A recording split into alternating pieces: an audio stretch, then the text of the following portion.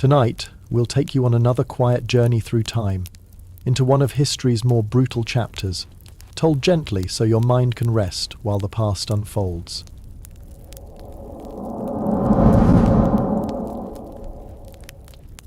You are 13 years old, and you have just learnt that your family doesn't make wine. They don't practice law. They don't write poetry or bake bread or shoe horses, or any of the perfectly respectable trades that normal families pass down like heirlooms. No, your family has a different kind of inheritance waiting for you. Your family cuts off heads, professionally. Welcome to 1767, young Charles-Henri Sanson. Welcome to a legacy that stretches back 6 generations, each one more reluctant than the last. Your father, Charles Jean-Baptiste Sanson, sits across from you at breakfast, buttering his bread with the same steady hands that yesterday adjusted the rope around a horse thief's neck. He's explaining your future with the casual tone most fathers use to discuss the weather. The position, he says, not looking up from his morning meal, comes with a house, a good house, better than most in Paris. He pauses, takes a sip of watered wine. The pay is reliable, more reliable than a baker's, certainly more reliable than a poet's. You want to ask about the poets, but something in his tone suggests they're a touchy subject in your household. The Sanson family has been the official executioners of Paris since 1688. That's nearly 80 years of your bloodline standing on scaffolds, adjusting nooses, testing the sharpness of blades while crowds gather below like it's some kind of grotesque street festival. Your great-great-grandfather started this tradition, and apparently, tradition is harder to break than necks. You try to imagine running away, maybe to Lyon or Marseille, or perhaps somewhere exotic, like England, where they presumably have different ideas about career choices. You picture yourself as a merchant, selling silk or spices, your hands clean and your sleep untroubled by the dreams that already visit your father's nights. But inheritance, as your father explains with the patience of a man who's had this conversation before, isn't really optional. The Sanson name comes with obligations. The French crown, and by extension the French people, require certain services. Someone has to maintain order. Someone has to carry out justice. Someone has to stand between civilization and chaos, holding a blade. It's not glamorous work, your father admits, finally meeting your eyes. There's something there, a weariness that seems older than his 43 years.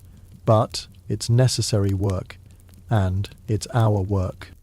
He tells you about the others who came before. Your grandfather, Jean-Baptiste, who inherited the role at 16 and spent 40 years perfecting what he called the merciful cut. Your great-grandfather, Chalam, who modernized the family business by introducing cleaner methods and faster techniques. Each generation, apparently, finding new ways to make death more efficient. Efficiency, it turns out, is something of a family motto. You learn that your surname itself has become a kind of brand in Paris. When people say Sanson, they don't think of a family, they think of an institution. A grim but necessary part of the machinery that keeps society functioning. Like tax collectors or grave diggers, but with significantly more public attention. The house your father mentions is indeed impressive. 4 stories, stone construction, with a courtyard and stables. It sits on the Rue Marchaux-Chevaux, close enough to the city centre to be convenient, far enough from the fashionable quarters to avoid making the neighbours uncomfortable, because apparently, even in 1767, people prefer their executioners to maintain a respectful distance. Your mother Anne-Marthe says little during these family discussions. She's not a Santon by blood, and sometimes you catch her looking at your father's hands with an expression you can't quite read. It's not fear, exactly, more like a kind of practiced resignation, as if she married not just a man, but a profession. She does mention, quietly, that there are other paths. The church, perhaps, or the military, honourable professions where you might use your hands for healing rather than the alternative. But even as she says it, you can see in her eyes that she knows these are fantasies. The Sanson legacy doesn't release its grip easily. Your father explains the practical matters, the tools of the trade, maintained and sharpened with the same care a carpenter gives his chisels. The rituals and procedures, passed down like recipes. The importance of dignity in the work, for the condemned, for the crowd, for yourself. because apparently even death has its etiquette. The moment you start enjoying it, he says, his voice dropping to barely above a whisper, is the moment you stop being human. It's a lesson that will echo in your mind for the next 60 years. You spend the next few weeks observing, not participating. You're still 13 after all, and there are legal restrictions about these things, but watching, learning, beginning to understand the weight of what's being passed to you.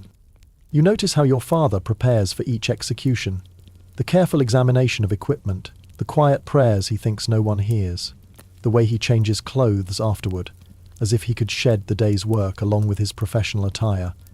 You notice how people look at him in the street, not with hatred exactly, but with the kind of careful respect usually reserved for dangerous animals. You also notice the money, because whatever moral complications come with the family business, it does pay well, better than most trades, certainly better than farming. The French system of justice, it turns out, compensates its servants quite generously. Your family eats meat twice a week, owns books, can afford candles after dark. These are luxuries that separate you from the common labourers and artisans who make up most of Paris. But at night, lying in your comfortable bed in your comfortable house, you wonder if the price is worth paying. You wonder what it costs a man to wake up each morning knowing that his expertise lies in ending lives, even when those lives deserve ending. Your father never talks about his dreams, but sometimes you hear him pacing the corridors at night, his footsteps echoing off the stone floors like a ghost haunting his own house. By the end of the month, you understand that running away isn't really an option. Not because you can't. 13-year-old boys have been running away from home since the beginning of time, but because you've begun to grasp the nature of duty. Your family has accepted a burden that someone, somewhere, must carry. If not you, then who? The French system of justice requires its servants. The people of Paris, whether they admit it or not, rely on the work your family does. Without the Sansons, there would be chaos. Without the careful, professional application of death, there would be mob justice, lynchings, public torture, the kind of brutal spectacle that turns civilized people into animals. Your family, strange as it sounds, represents civilization. So you stop planning escapes, you stop imagining alternative futures. Instead, you begin to prepare for what seems increasingly inevitable. You start paying attention during your father's explanations. You begin to see the family business not as a curse, but as a calling. A grim calling, perhaps, but a necessary one. After all, someone has to do it, and if it has to be done, shouldn't it be done well? The blade, your father tells you, doesn't care about your feelings. It doesn't care whether you're reluctant or eager, whether you sleep peacefully or toss through nightmares. It only cares about being sharp, being swift, and being certain. You are 13 years old, and you are learning that some inheritances can't be refused. The revolution, of course, is still 22 years away, but seeds of change are already being planted. The old order is beginning to crack. New ideas about justice, about equality, about the rights of common people are spreading through the coffee houses and salons of Paris like fire through dry wood. You don't know it yet, but you're about to inherit more than just a family business. You're about to become a reluctant servant of history itself.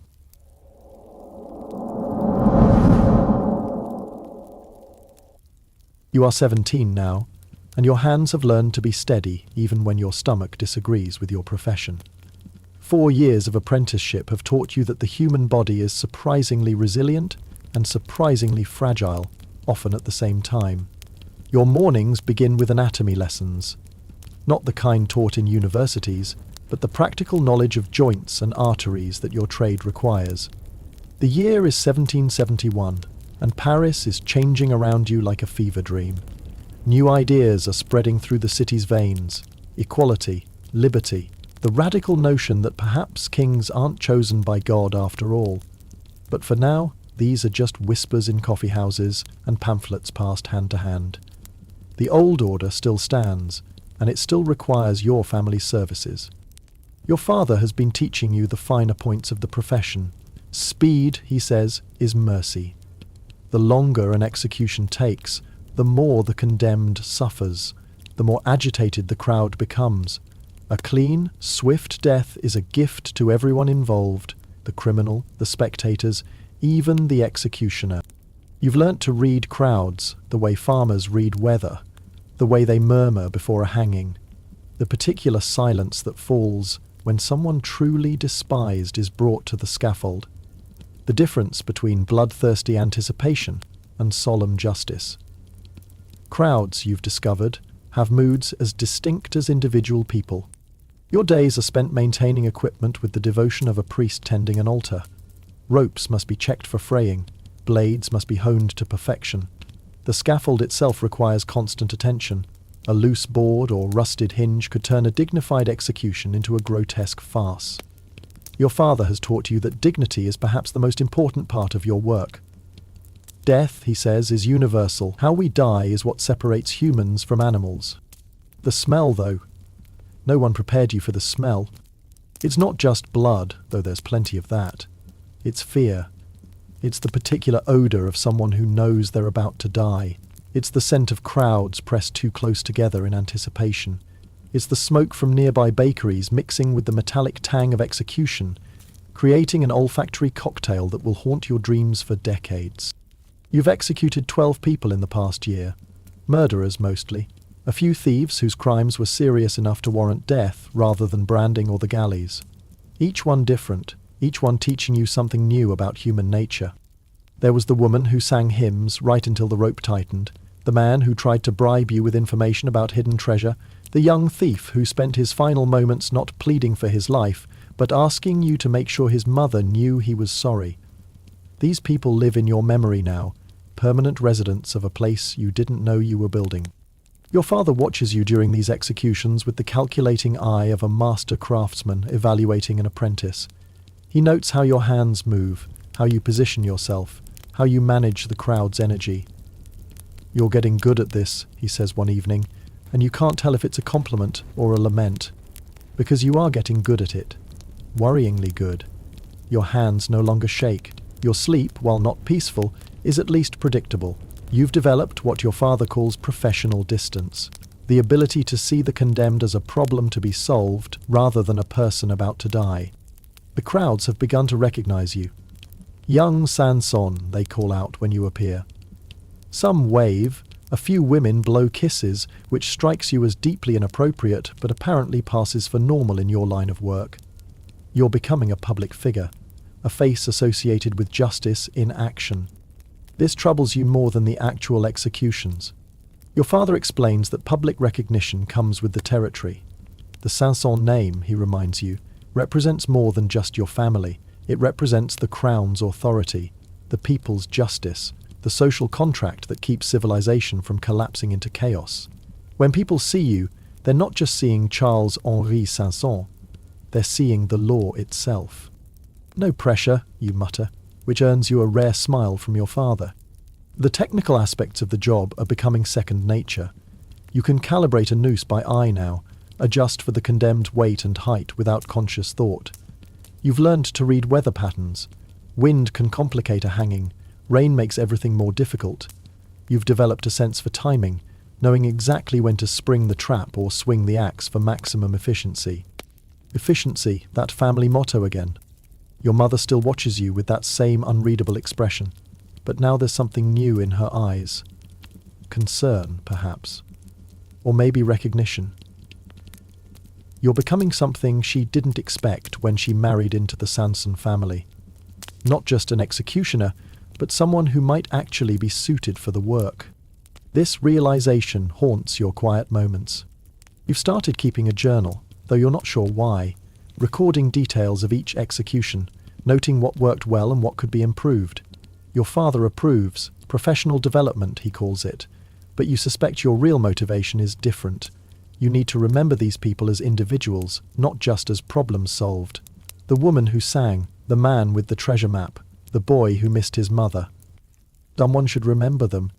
The revolution is still brewing, though you don't know it yet. In 1771, it's just a collection of grievances and philosophical arguments. But change is coming to France like a storm building on the horizon. The old certainties are beginning to crack. New ideas about justice are spreading through Paris like ink through water. You've begun to notice differences in the crowds, more anger than before, more questions about whether the people being executed deserved their fate. more discussions about justice and mercy, and whether the current system serves the people or just the powerful. These conversations make you uncomfortable, though you can't articulate why. Your family has always served justice, regardless of who was in power. The Sansons don't make laws, they simply carry them out. But somehow, the crowds are beginning to make you feel complicit in ways you don't fully understand. Your father notices your discomfort. Justice, he tells you one evening, isn't about making everyone happy. It's about maintaining order. Without order, there's chaos. Without the fear of consequences, there's anarchy. You nod, but something in his words doesn't satisfy you. Maybe it's because you're 17, and 17-year-olds naturally question everything. Or maybe it's because you're beginning to see contradictions in the system you serve. Why does a man hang for stealing bread while nobles who steal fortunes face no consequences? Why does justice seem to have different standards for different classes of people? Why are you beginning to execute more people who look like they could be your neighbors and fewer who look like they could be your betters? These questions don't have easy answers, and your father doesn't encourage them. The Sanson family, he reminds you, serves the law as written, not as we might wish it to be. Personal opinions about justice are luxuries that executioners can't afford. But the questions persist, growing stronger with each execution, and with them grows a suspicion that your family's comfortable position in the social order might not be as secure as it seems. The bread riots of 1775 are still 4 years away. The convening of the Estates General is 18 years in the future. The storming of the Bastille won't happen for another 18 years after that. But Paris is already changing, and you're changing with it. Your apprenticeship is nearly complete. Your hands are steady. Your technique is flawless. And your reputation is growing. The crowds know your name. The authorities trust your work. Your father speaks of retirement, of passing the family business to its next generation. You should be proud. Instead, you find yourself lying awake at night, wondering what kind of world you're helping to build with each drop of your blade. But morning always comes, and with it the next day's work, another criminal to process, another crowd to manage, another life to end with professional dignity and maximum efficiency. You are 17 years old, and you are very good at your job, perhaps too good. The revolution is coming, though you don't know it yet, and when it arrives it will need your skills more than any Sanson has ever been needed before.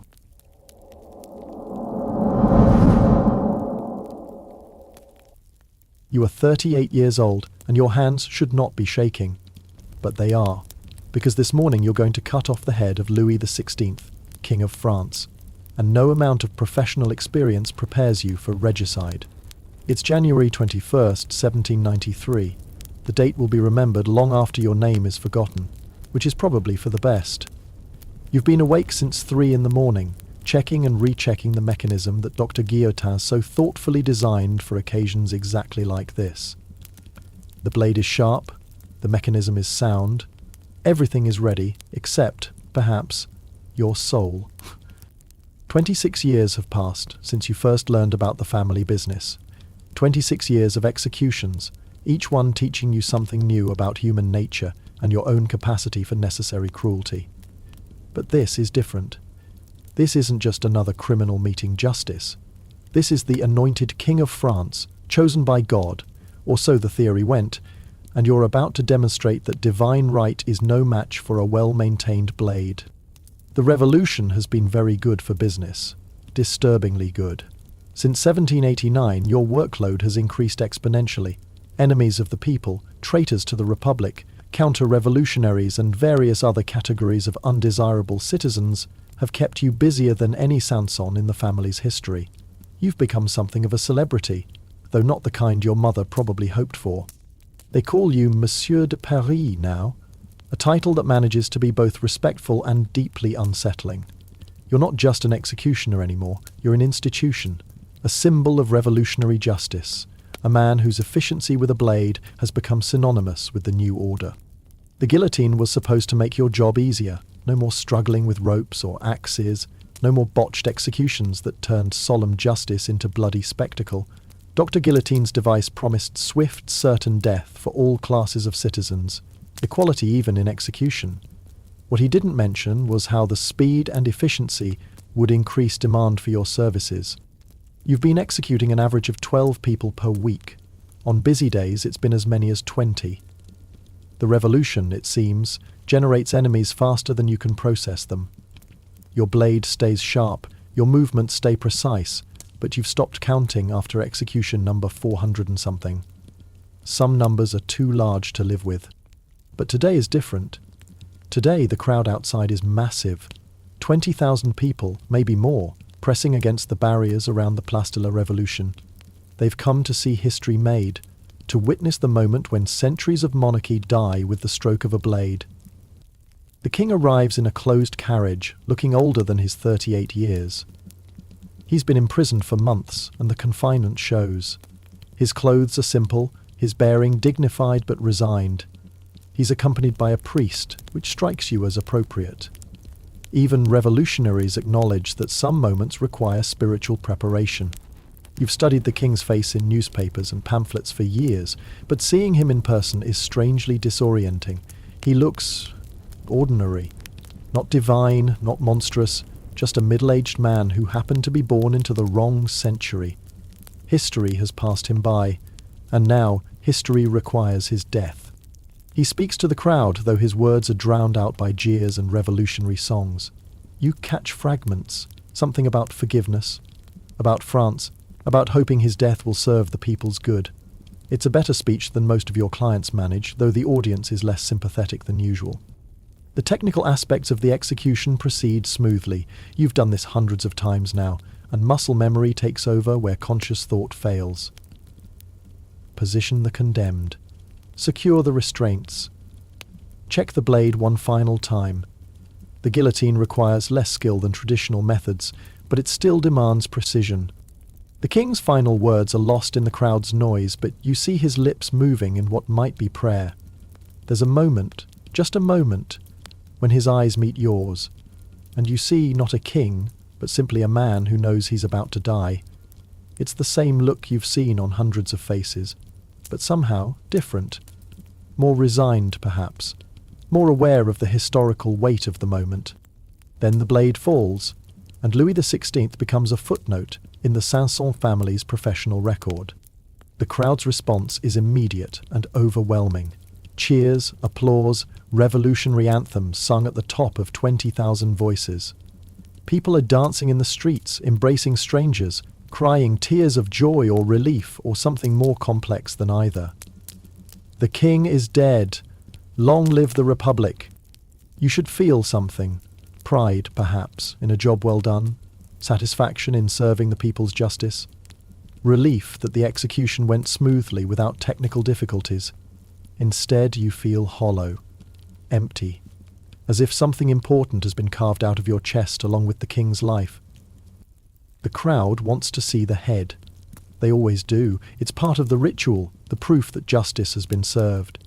You hold it up, as required, and the cheers grow even louder. But looking at the king's face, slack now, eyes already glazing, you feel a peculiar sense of loss.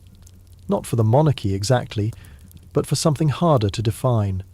Certainty, perhaps. The old order had its flaws, but at least everyone knew where they stood. The aftermath is stranger than the execution itself. Officials come to congratulate you on your professional excellence. Revolutionary leaders praise your service to the Republic. Someone mentions a promotion, better pay, official recognition of your essential role in the new order. But when you get home that evening, you can't eat, can't sleep, can't stop thinking about the king's eyes in that final moment. You've executed murderers, thieves, traitors, and enemies of every description. None of them haunt you the way this one ordinary-looking man does. Your wife, Marie-Louise, tries to comfort you, but there's nothing she can say. How do you explain to someone that you've just killed history itself? That you've used your family's hereditary skills to help destroy the system that created your family's position in the first place? You begin writing more in your journal that night. Not just technical notes about the execution, but your thoughts and feelings about what happened. The king's dignity, the crowd's bloodthirst, your own conflicted emotions about serving a revolution that seems to devour its own principles as quickly as it creates them. "I have killed a king," you write, "and I am not sure what that makes me." The revolution will answer that question soon enough. You are its servant now, its instrument of justice, its reluctant symbol of equality in death. You are Monsieur de Paris, and Paris has many more heads for you to collect. Robespierre's reign of terror is still months away, but already you can see the pattern forming.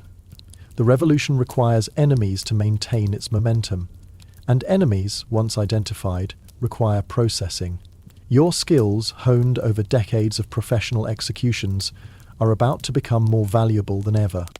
You lie in bed, listening to the sounds of a city celebrating its liberation from monarchy, and wonder what you've helped unleash. The king is dead, but the killing has only just begun. Your blade will stay sharp, your hands will stay steady, and your efficiency will become legendary.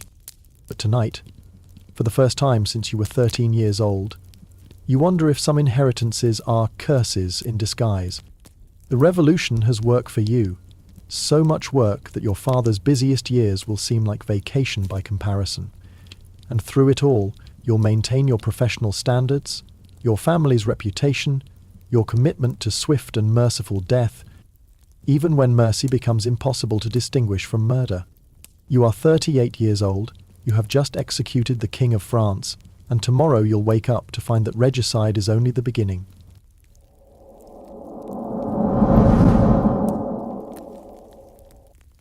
You are 40 now, and you have become the most efficient killer in the history of France. This is not a distinction you sought, but efficiency has always been the Sanson family motto. What you didn't expect was how the revolution would turn efficiency into a patriotic virtue. The year is 1794, and Paris has gone completely mad with the kind of methodical madness that requires paperwork. The Committee of Public Safety has thoughtfully provided you with lists. Names, crimes, execution dates, all neatly organized like a shopkeeper's inventory. Today's batch includes a poet who wrote insufficiently revolutionary verses, a baker who was accused of hoarding grain, and a woman whose crime seems to be knowing someone who knew someone who might have been a royalist. Your morning routine has become eerily systematic. Rise at dawn, check the lists, inspect the guillotine. Guillotine's device has proven remarkably reliable, though it requires constant maintenance to handle the increased volume. Review the day's schedule with your assistants. Yes, assistants, plural. The revolution has given you a staff. Henri and Louis, no relation to the late king, they're very careful to mention, help you manage what has become an industrial operation. Henri maintains the equipment while Louis handles crowd control. You've become less of a craftsman and more of a supervisor, overseeing what historians will probably call the world's first mechanized mass execution system. The numbers are staggering. In April alone, you processed over 300 people. In May, nearly 400. June is shaping up to be even busier. Your blade falls so regularly that nearby residents complain about the noise. The city has had to assign special crews just to handle the blood and disposal of remains. The crowds have changed too. In the early days of the revolution, executions drew the curious, the bloodthirsty, and those seeking justice. Now they draw everyone. Entire families attend, bringing picnic baskets. Children play games while waiting for the next batch of enemies to arrive. Vendors sell wine and bread and revolutionary pamphlets. It's become entertainment. This troubles you more than the actual killing. You've executed poets, priests, nobles, shopkeepers, farmers, merchants, and at least 3 people whose crimes seem to have been looking suspicious while walking past the wrong building. The revolution has developed an appetite for death that grows with feeding. Each execution creates the need for more executions. Each enemy eliminated reveals new enemies. Each victory over the counter-revolution discovers new counter-revolutionaries. Robespierre himself has commended your service to the Republic. Citizen Sanson, he said during a ceremony you don't remember agreeing to attend, represents the sword of justice in the hands of the people. The crowd applauded. You nodded politely and wondered when you'd stopped being a person and become a metaphor. Your efficiency has indeed become legendary. 15 minutes from arrival to disposal, including the ceremonial display of the severed head. Your assistants have the timing down to a science. Load, position, execute, display, remove, clean, repeat. You can process 20 people in a morning without breaking for lunch. The administrative aspects of your job have become as complex as the technical ones. Each execution requires documentation, forms in triplicate, witness signatures, official seals. The revolution may have eliminated the monarchy, but it has more than compensated with bureaucracy.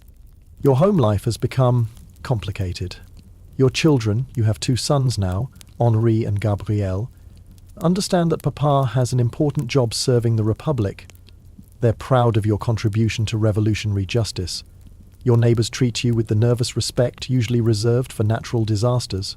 You're invited to social gatherings where people praise your patriotic service and then spend the evening avoiding direct eye contact. Marie-Louise has stopped asking about your day. She knows you're performing necessary work for the people, but she's also noticed that you've stopped talking in your sleep. Not because you sleep peacefully, but because you've stopped sleeping deeply enough to dream, or at least to dream out loud. Your journal entries have become shorter and more clinical. Names, dates, methods, efficiency notes. You've stopped recording personal observations about the condemned. When you execute 20 people in a morning, individual personalities start to blur together. They become a list of problems solved rather than a collection of human stories ended. The revolution has rewarded your service handsomely. Your salary has tripled, your status has risen. You're invited to official ceremonies and revolutionary celebrations. There's talk of commissioning a portrait of you for the Hall of Revolutionary Heroes. You've become a symbol of Republican virtue in action. But at night, when the crowds have gone home and the blood has been washed from the scaffold, you sit in your comfortable house and wonder what you've become. The 13-year-old boy who wanted to run away from the family business would not recognize the man who now embodied its perfect expression. You've developed what you think of as professional numbness, the ability to see each day's executions as items on a checklist rather than human lives ending. It's a necessary adaptation. No one could maintain sanity while personally mourning 400 deaths, but it comes at a cost you're only beginning to understand. The poetry of it strikes you sometimes, usually late at night when exhaustion makes you philosophical. You represent the people's justice, but the people whose justice you represent keep changing. First it was justice against the monarchy, then against the nobility, then against the clergy, then against counter-revolutionaries, then against anyone who seemed insufficiently enthusiastic about the previous categories of justice. Your blade doesn't distinguish between kings and commoners, between the guilty and the merely inconvenient. It falls with the same mechanical precision regardless of the crime or the criminal.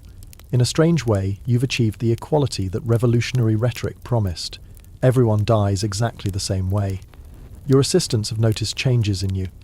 Henri mentions that you've become quieter, more focused. Louis observes that you no longer seem to see the faces of the condemned, just their positions relative to the mechanism. They're not wrong. You've learnt to look through people rather than at them. It's more efficient that way. The revolution is beginning to eat itself, though you don't realize it yet. In a few months, you'll be executing the very people who created your current employment boom. Robespierre himself will take his turn on your scaffold, though he won't go as quietly as the king did. The Committee of Public Safety will discover that safety is a relative concept when you're running a revolution. But for now, in the summer of 1794, you are simply the most successful executioner in human history. Your technique is flawless, your schedule is full, and your efficiency ratings are the envy of executioners across Europe.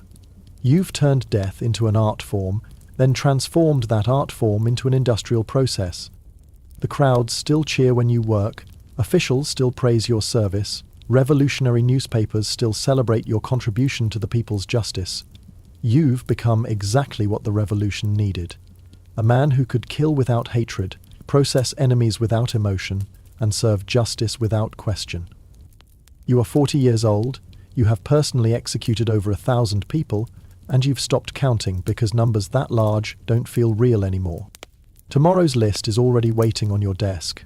23 names neatly written in revolutionary script. 23 problems to solve before lunch. 23 more items to check off the endless inventory of justice that the revolution keeps producing. You'll wake up at dawn, inspect your equipment, and begin another day of efficient, professional, patriotic killing. Because someone has to do it, and you've become very, very good at it.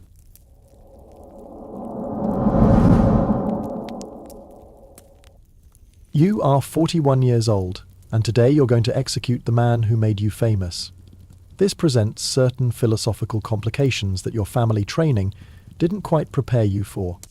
It's July 28th, 1794, and Maximilien Robespierre lies on your preparation table with his jaw shattered by a pistol ball and his revolutionary ideals in considerably worse condition.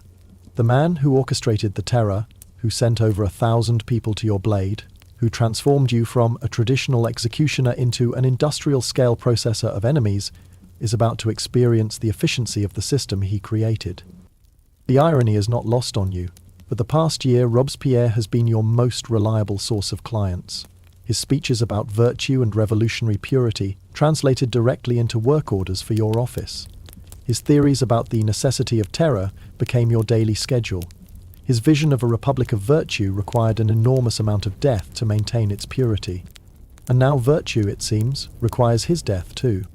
The events of the past few days have unfolded with a kind of dramatic inevitability that makes you wonder if history has a sense of humour. Robespierre, architect of the terror, became convinced that the terror wasn't terrifying enough. He began preparing lists of new enemies, new categories of corruption that needed revolutionary cleansing. The problem was that these new lists included many of the people currently running the revolution. People, as it turns out, become nervous when their names appear on execution lists, even revolutionary people, perhaps especially revolutionary people, who understand better than most how efficiently your blade solves administrative problems. So they moved first. Robespierre and his closest allies were arrested yesterday in a session of the convention that devolved into something between a political debate and a gang fight. During the struggle, someone, accounts vary, shot Robespierre in the jaw. Not fatally, unfortunately for him. Just enough to shatter bone and make his final hours considerably more painful than they needed to be. The man lying before you now bears little resemblance to the immaculate figure who used to lecture the convention about virtue and necessity. His face is wrapped in bloody bandages. His famous powdered hair is matted with sweat and worse. His eyes, when they focus at all, hold the particular look of someone who has suddenly understood that their own theories apply to themselves. He's tried to speak several times, but the jaw wound makes coherent speech impossible. This is probably for the best. His previous speeches have resulted in enough executions to keep you busy through several winters. You're not sure Paris needs to hear any final wisdom from the man who perfected revolutionary terror. Your assistants go through the familiar routine with professional detachment. Position the condemned, secure the restraints, make final adjustments to the mechanism. But there's something different in their movements today. Nervous energy. The understanding that they're processing not just another enemy of the people, but the man who defined what enemy of the people meant. The crowd outside is enormous, but strangely subdued. They've come to see history made, but they're not quite sure what kind of history this is. Is this justice being served, or justice consuming itself? Is this the culmination of the revolution, or its collapse? The uncertainty shows in their faces, their hesitant cheers, their confused applause. You've become skilled at reading crowds over the years, and this one feels different. Previous executions drew people who knew clearly why they were there, to see enemies punished, justice served, virtue defended. Today's crowd seems to be asking questions, rather than celebrating answers. Robespierre himself seems to understand the significance of the moment. Through the haze of pain and blood loss, his eyes maintain a certain intellectual clarity. He knows he's about to experience the logical conclusion of his own philosophy. The revolution devours its children, and he has been a particularly devoted parent. As you make the final preparations, you find yourself thinking about the past year's work. The poets, bakers, nobles, priests, and countless others who passed through your hands at Robespierre's direction. Each one convicted of crimes against the revolution, enemies of virtue, obstacles to the Republic's perfect future. How many of them, you wonder, were actually guilty of anything more than being inconvenient to someone's political ambitions? How many died, not for their crimes, but for their names appearing on the wrong list at the wrong time? How many were sacrificed not to justice, but to the revolution's endless appetite for symbolic victories over symbolic enemies? These are dangerous thoughts for an executioner to think. Your job is to implement decisions, not question them. But as you prepare to execute the man who made most of those decisions, the questions seem unavoidable. Robespierre makes one final attempt at speech as you position him. The words are unintelligible through his shattered jaw, but something in his tone suggests he's not pleading for mercy. Perhaps he's offering some final observation about virtue or terror or the necessary relationship between death and political purity. Or perhaps he's simply trying to say goodbye to the world he helped create. You'll never know. Some final words are lost forever. The mechanism functions perfectly as it always does. Dr. Guillotine's device shows no preference for kings or commoners, for architects of terror or victims of terror. It serves only efficiency, speed, and the kind of equality that only death can provide. The crowd's response is mixed. Some cheer. Robespierre was, after all, becoming increasingly unpopular even among revolutionaries. Others seem uncertain, as if they're not sure whether to celebrate or mourn. A few appear genuinely confused, as if they came expecting one kind of execution and witnessed something entirely different. You hold up the head, as tradition requires, but the gesture feels hollow. This isn't the triumph of justice over tyranny. This is just tyranny consuming itself, using your blade as its digestive system. The aftermath is stranger than the execution itself. Officials congratulate you on ending the terror, apparently forgetting that you were the terror's primary tool. Revolutionary leaders praise your service to the new order, the same service they praised when you served the old order under Robespierre's direction. Your assistants work with unusual quiet. Even they seem to understand that something has shifted. The revolution they've been serving has just executed its own brain. What remains is unclear. A body without a head, you might say, if the metaphor weren't so professionally inappropriate. That evening you sit in your study with your journal open but your pen idle. How do you record the execution of terror itself? How do you document the moment when a revolution decides its own architect was an enemy? How do you explain that you've just helped destroy the system that made you its perfect servant? I have executed Robespierre, you finally write, and I'm not sure what that makes anyone. The terror is over, officially ended with Robespierre's death. Your workload will decrease dramatically. The revolution will find new priorities, new enemies, new ways to define virtue and justice. Your blade will rust slightly from disuse, and you'll have time to sleep through entire nights without work dreams.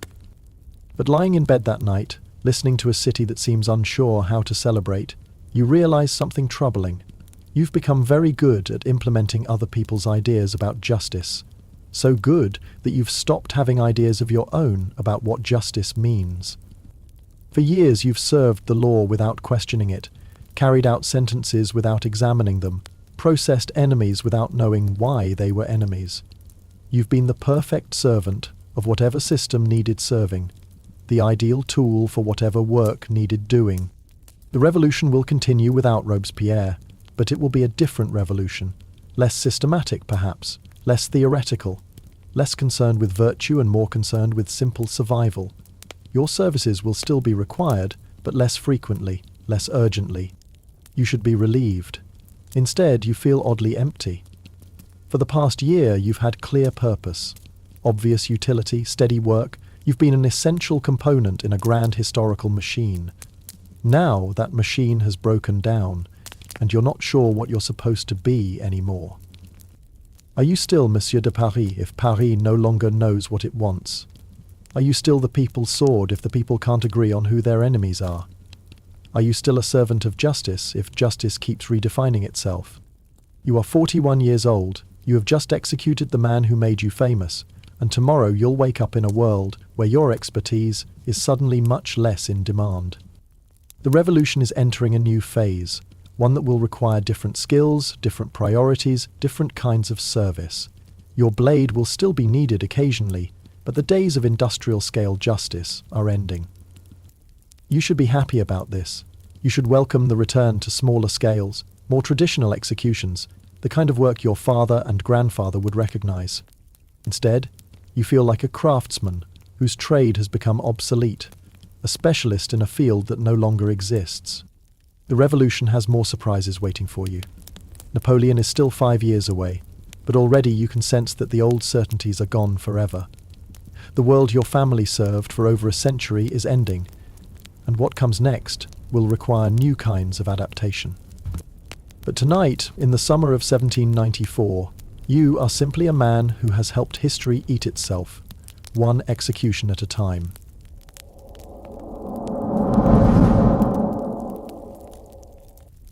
You are 63 years old, and your hands shake slightly when you write, but not from fear, from exhaustion, from the weight of carrying so many deaths in your memory that you've run out of places to put them all. So you're putting them on paper instead, because someone needs to remember what actually happened during those years when France went mad and your blade was its favourite cure for everything. The year is 1806, and Napoleon has made you his official executioner, which sounds prestigious until you realise it mostly means executing deserters and the occasional spy. Compared to the revolution's appetite for death, the emperor's bloodlust is almost quaint. You miss entire weeks without work now. Your blade grows dull from disuse rather than overuse. Your study has become a museum of professional accomplishments you're not sure anyone should be proud of.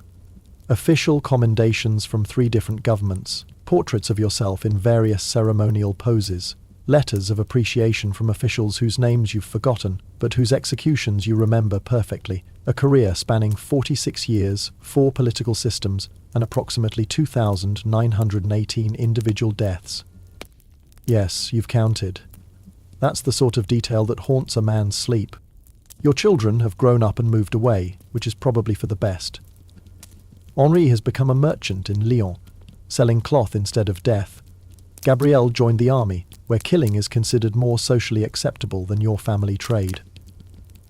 They write occasionally, careful letters that avoid mentioning your profession or their childhood memories of coming home to find bloodstains on your work clothes. Marie-Louise still watches you with that unreadable expression, but now there's something new in her eyes. Concern, perhaps, or recognition that the man she married has been replaced by someone else entirely. Someone who talks to himself sometimes, muttering names and dates and fragments of final words that no one else remembers. You've started writing it all down because forgetting feels like betrayal, not of the revolution or the republic or the empire, but of the people whose lives ended on your scaffold. The woman who sang hymns, the king who forgave his executioners, the poet who wrote his final verse on the morning of his death, Robespierre, trying to speak through his shattered jaw, the baker who asked you to tell his children he was sorry. Someone should remember them as individuals rather than statistics. Your journals have grown into an archive, 43 volumes so far, each one documenting not just the technical aspects of your work but the human details that official records ignore.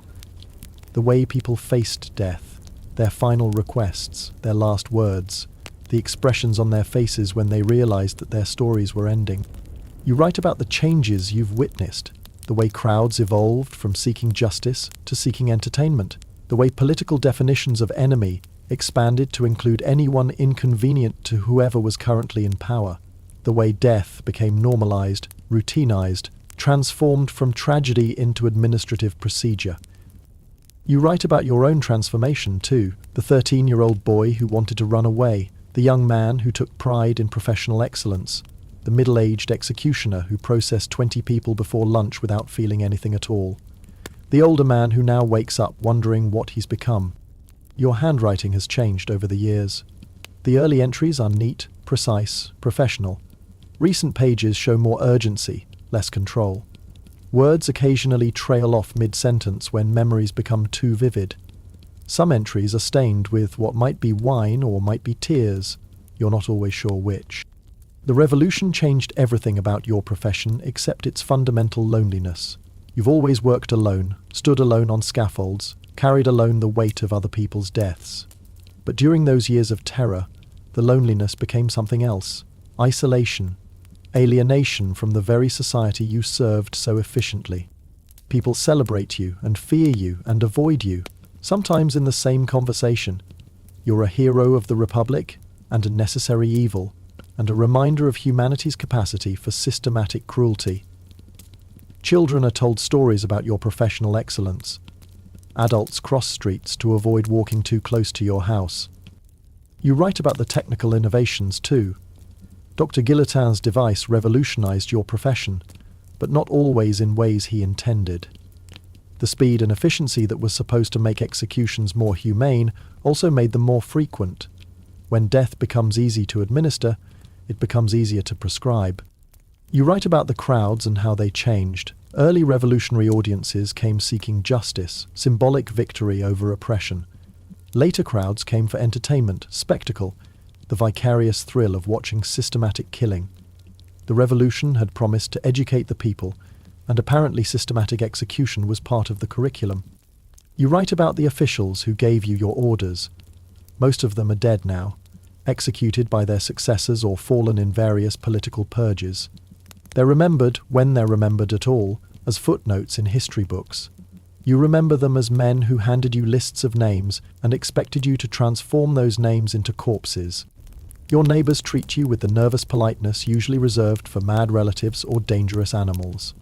They acknowledge your service to various revolutionary causes, but they also remember that your service involved cutting off an extraordinary number of heads. This creates social complications that weren't covered in your family training. You've become a living relic of the terror, a reminder of what civilized people are capable of when they decide that civilization requires systematic killing. Museums will want your tools someday. Historians will study your techniques. Your name will appear in books about the revolution's excesses and innovation. But you write for different reasons. Not for history or posterity or professional legacy, but for the simple human need to make sense of what you've lived through. To understand how a reluctant boy became an efficient killer, became a haunted old man writing memoirs no one will want to read. You write about the dreams that visit you now. Not nightmares exactly, but strange conversations with people you've executed. They don't blame you, mostly. They understand that you were just doing your job, following orders, serving whatever system needed serving. But they ask questions you can't answer. Was their death necessary? Did it serve justice or just convenience? Would the revolution have succeeded without quite so much killing? Would France be better or worse if it'd been less efficient, less professional, less willing to implement other people's definitions of justice? You don't know. You've never known. You've only known how to do the work assigned to you. Your journals record other changes too, the way your family's social position shifted from respectable to celebrated to notorious to simply awkward, the way your children learned to avoid mentioning their father's profession in polite company, the way Marie-Louise stopped asking about your day and started checking your mood before deciding whether to start conversations. You write about money, because executioners are surprisingly well paid during revolutionary periods. Your family is comfortable, even wealthy by some standards. You own property, employ servants, live in a style that would have impressed your ancestors. Blood, it turns out, pays better than most trades. But you also write about costs that can't be measured in currency, the way you've stopped seeing faces in crowds, only potential problems to solve, the way you evaluate people's necks automatically, professionally, without conscious thought, the way you've learned to sleep through screams that exist only in your memory. You write about legacy and what kind of inheritance you're leaving your children. Not just money and property, but the weight of the family name. The Sanson reputation that once meant professional excellence now means something more complicated.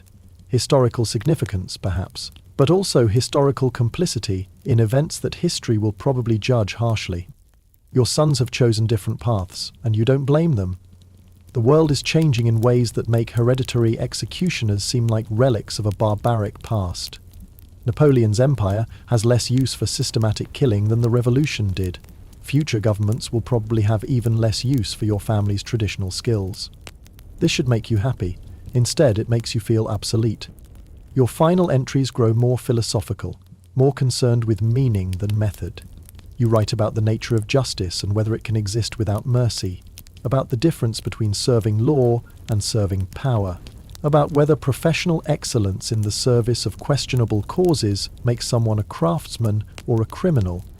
You write about forgiveness, though you're not sure who needs to forgive whom. The people you executed for crimes they may or may not have committed. The society that asked you to kill efficiently and then judged you for being good at it. Yourself, for accepting an inheritance that shaped you into something you never intended to become? You write because memory is unreliable and history is written by survivors, and you want someone to know what it felt like to be the revolution's blade, not its brain or its heart or its conscience, but its cutting edge, the tool that transformed revolutionary theory into revolutionary practice, one neck at a time. You are 63 years old, you have written nearly 10,000 pages about your 46 years as an executioner, and you still don't know whether your life has been well lived or well wasted.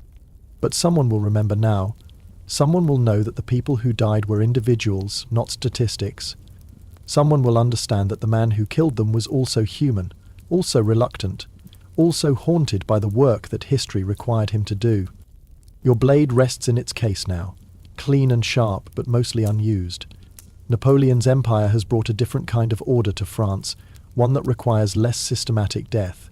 Your services are still technically required, but the demand has decreased to levels your father would recognize. You should be grateful, you should enjoy the peace, the reduced workload, the return to traditional scales of execution. Instead, you feel like a specialist whose expertise has become irrelevant, a craftsman whose craft is no longer needed. Tomorrow you'll add another entry to your journals. More names, more dates, more attempts to understand what you've witnessed and what you've become. More efforts to record the human cost of historical change, measured one death at a time. Because someone has to remember. Someone has to know that behind every historical statistic is an individual story, and behind every executioner is a reluctant human being trying to make sense of the work that fate assigned him. You are Charles-Henri Sanson, hereditary executioner of Paris, reluctant servant of 4 governments, and the last person who will ever remember the faces of the people whose stories ended on your scaffold. And now, finally, you can rest. The tediously accurate historical summary. Charles-Henri Sanson was indeed born in 1754 into France's most prestigious family of executioners, a hereditary position his lineage had held since 1688. At 13, he learned he was destined to inherit the family business whether he liked it or not, and historical records suggest he very much did not like it. His father, Charles Jean-Baptiste Sanson, served as the official executioner of Paris, and began training his reluctant son in the technical and ceremonial aspects of state-sanctioned killing. By 1771, during his apprenticeship years, young Sanson was already assisting with executions in pre-revolutionary France, learning to read crowds and maintain the elaborate equipment required for public death. The family's comfortable lifestyle was indeed supported by their grim profession, as executioners were well-compensated crown servants who occupied a unique and uncomfortable position in French society, respected for their necessity, but avoided for obvious reason. When the French Revolution erupted in 1789, the Sanson family's fortunes changed dramatically. Charles-Henri, now the chief executioner, found his services in unprecedented demand as revolutionary fervour swept through France. The introduction of Dr. Guillotine's humane killing machine in 1792 revolutionized the execution process, making it faster, more efficient, and theoretically more egalitarian. Death was now equally swift for all social classes. On January 21, 1793, Sanson executed King Louis XVI, a moment that represented both the literal and symbolic death of the old monarchical order. The execution drew massive crowds to the Place de la Révolution, and Sanson's role in ending centuries of French monarchy cemented his place in revolutionary history.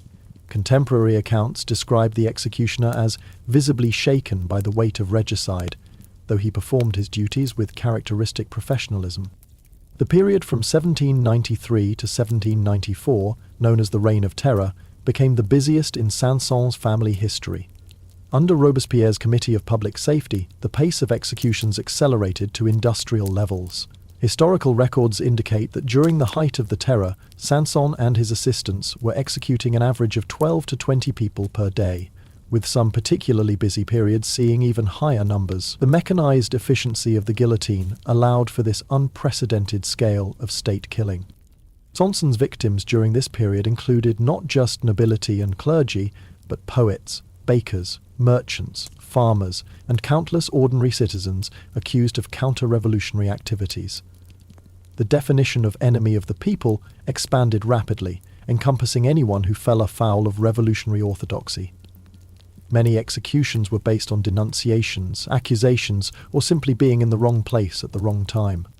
The climax of Saint-Saëns' revolutionary career came on July 28, 1794, when he executed Maximilien Robespierre himself. The architect of the terror had been arrested by his fellow revolutionaries and shot in the jaw during his capture, making his final moments particularly grim. Robespierre's execution effectively ended the terror and marked a turning point in the revolution's trajectory. With the end of the terror, Saint-Saëns' workload decreased significantly. The Thermidorian reaction brought a more moderate approach to revolutionary justice, and the industrial-scale executions ceased.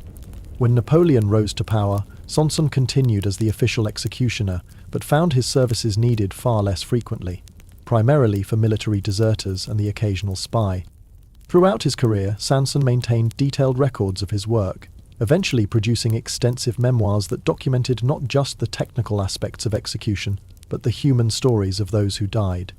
These writings reveal a man deeply conflicted about his profession, despite his legendary efficiency. Historical sources confirm that Saint-Saëns was personally opposed to the death penalty, making his role as its primary administrator a profound irony. Saint-Saëns' total career spanned 46 years and included approximately 2,918 executions, making him statistically the most prolific executioner in recorded history. His detailed documentation of revolutionary executions provides historians with one of the most comprehensive first-hand accounts of state-sponsored killing during this period. The executioner retired in 1806 and spent his final years writing, reflecting on his reluctant service to 4 different French governments. His children largely abandoned the family profession, recognizing that the world was moving away from hereditary executioners. Charles Henri Saint-Saëns died in 1806, taking with him the memories of faces that history had reduced to statistics. His legacy remains that of a man who became history's blade while desperately wishing he could have been anything else, a reluctant servant of justice, whose efficiency made him indispensable to a revolution that ultimately consumed itself. Thank you for listening, one last time. May your sleep be deep, your dreams quiet, and your mind at peace. Good night.